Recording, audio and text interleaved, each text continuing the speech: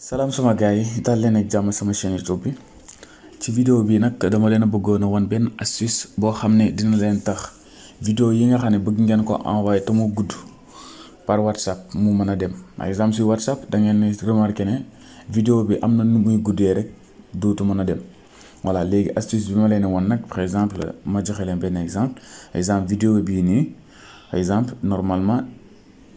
ñaata minutes la voilà 19 minutes donc du coup du mën a dem 19 minutes voilà léegi astuce bi ma leen di jox nii nag dina tax mu mën a dem par exemple pour ñu def ko d'habitude xam nga soo leen ni envoyé vidéo fii ngeen di dem galerie léegi soo leen demee galerie bon xaaral ma dem nii par exemple su ma defee nii galerie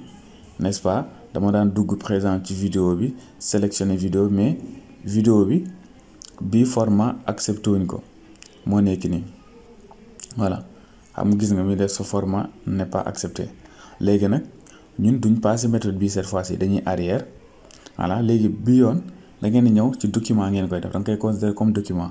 ngeen bës foofu noonu léegi soo leen bësee ngeen dem xool fan ngeen enregistrer vidéo bi ñun vidéo mi ngi nekk ci carte mémoire mi ngi nii voilà léegi dañ koy sélectionner léegi gis nga mu ne la vidéo bi est-ce que bëgg nga ko envoyer à mon numéro Tigo nga ne oui nga def envoyer voilà ñu passé ni gis nga vidéo bi mi